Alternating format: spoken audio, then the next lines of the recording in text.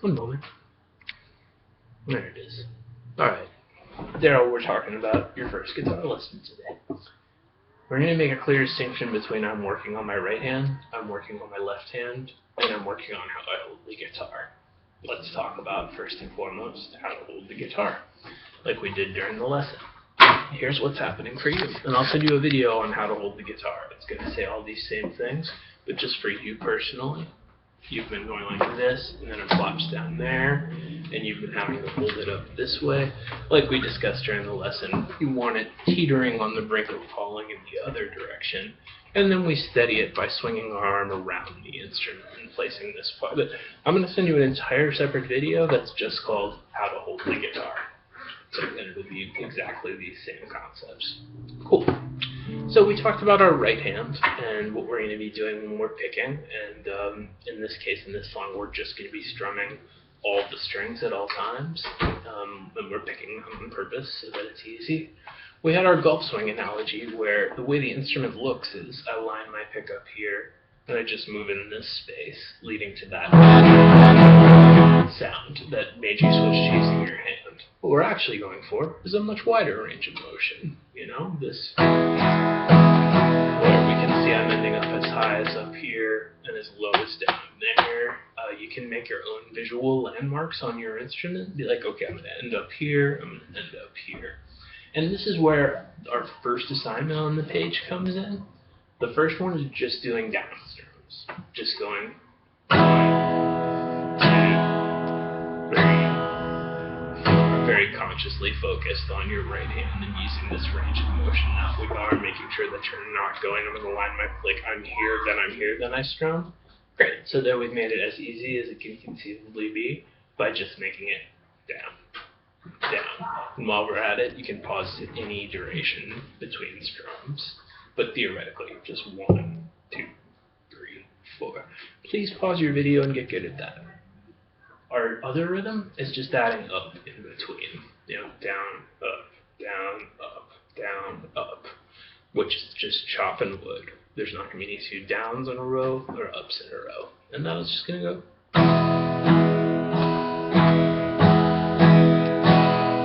Things that can potentially happen is your pick will end up in too far towards the instrument, and the strings will all hit too hard. It's better to miss the strings altogether.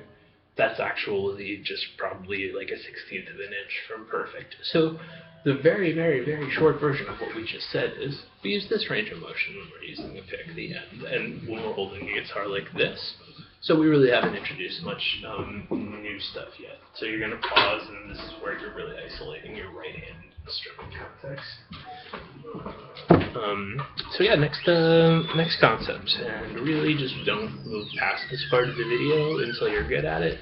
If we really think about what we just talked about, it's just I'm going to strum down a bunch of times, and then I'm going to start strumming down and up. It doesn't matter if you hold back no chord, whatever chord you're comfortable. So I think we can concur that's a pretty doable amount of data for batch 1. Okay, cool. Yeah, I think you can, or just everything you're experiencing that says this is difficult is an emotional reaction to everything we've covered today. But right now, we really just said you're going to just do a bunch of down strums, and then you're going to start alternating down, up, down, up. It's not going to matter what rhythm you play. It's not going to matter what chords you play. And right now, what we're doing is we're training your right hand to be able to use the pick in a context where we're making it as easy as it can conceivably be, putting your focus entirely over there. You can tear the instrument in half over here. Cool. So in My Sweet Lord, the actual version of it, we have, and that's at about 4 minutes in the video. So I'm just going to make a time there. We've got E and A, like we talked about when we're switching when we're capo 2. And we talked about, like having your softball or your grapefruit between your hand right here, and this will all be covered in how to hold the guitar. For you, the key seems to be just letting your elbow and shoulder drop relaxed rather than being up here like this. That's what's been occurring for you. And as we do that, our hand disappears behind the instrument. We have less of our fingers available to us. So, just boom, like that, where you're out in front of the instrument. I'm making a C shape where I touch the guitar, about here. and I'm more out in front of the instrument. And that's how we're going to play when we're in first position. And, like we said, you can move your elbow. So why don't you just do any 2 chord changes that you know at home right now with no, don't use a pick on your right hand. Do what's intuitive. Let's put the focus entirely over here and just make it the simplest thing you can conceive of.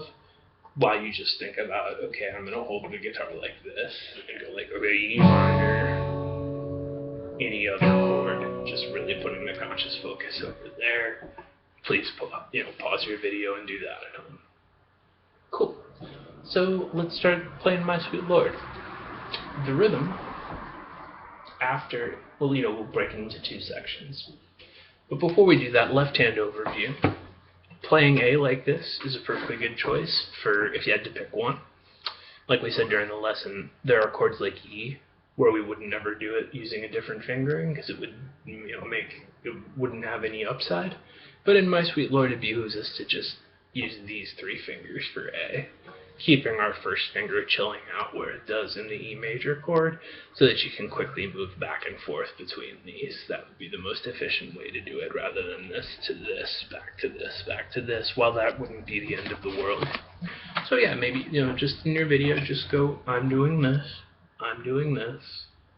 Take however long it takes, pause the video, keeping in mind that you're already going to have done all the right hand stuff when you get to this point in the lesson, so you're not going to feel overwhelmed by each increment of info that we're giving you.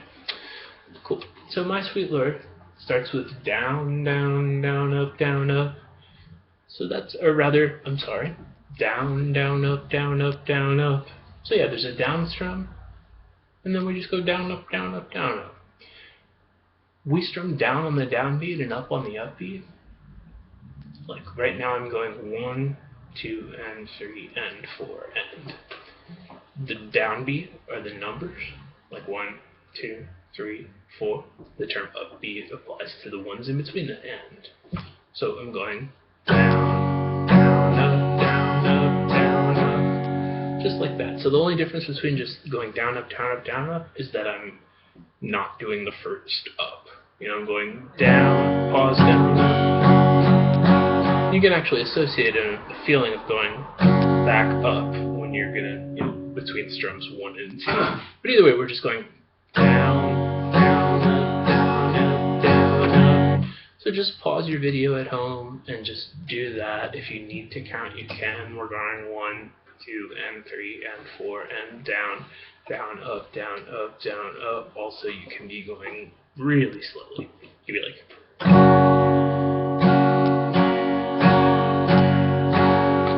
and there's keeping in mind that you will have already worked on going autonomously focused on your right hand when you get to this point in the video when we're actually playing the song. So this is all going to be quite a bit easier than when you were trying to undertake it during the lesson, as we've already learned the right hand part to this when we just zeroed down on it and called it rhythm 1, rhythm 2. Cool. There we are. There's part 1. Down, down, up, down, up, down. What I'd love you to do is just do 1 good attempt, pause. 1 good attempt, pause until it gets easier. And we mean at. Like that. So what we just played goes 1, 2, and 3, and 4, and it actually turns out that on that last end, that's when we switch to A. So like that. So that was just down, down, up, down, up, down, and so now we're just adding 1 new element, which is on the very last strum. You're going to do the chord change. You're going to be switching on an up strum, going down, down, up, down, up, down, up, and down on A, like that. And that gets us to the portion of the song. And from there, so just stop and you're good at that. You're going to go several attempts at it until it gets comfortable, not worrying about your right hand as much. So once we get to that A, if we just started at that one, it goes, and we've got down, up, down, down, up, down, up. But for the sake of making it a little bit more easy guitar, I'm going to throw an extra strum in there. It's still going to sound almost identical, and we're just going to make it all down, up, down, up, down, up. the entire song after the first strum is going to be all down, up, down, up, down, up, down, up. Here's where we got up to. And then you're just going to continue strumming away what I mean is. Excuse me?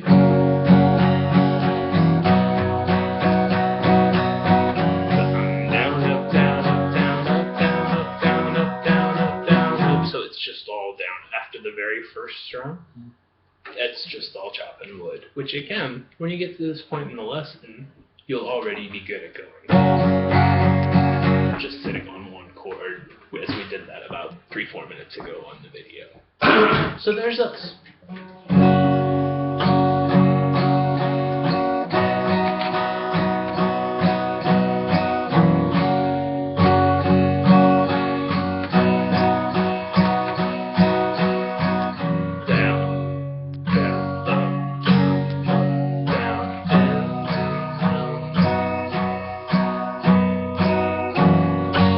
About that concept of the open strum, or on the very, very last strum where you're going to go back to E, your left hand can have already departed on the way to the E chord, and you can hit, which wouldn't sound good on its own, just like, that's how we play guitar. We need those 2 split seconds. Cool, so now we're going for one good attempt through that entire thing. I'm not looking at the page, there's not much to memorize, there's one down strum, and then it's just chopping wood from there.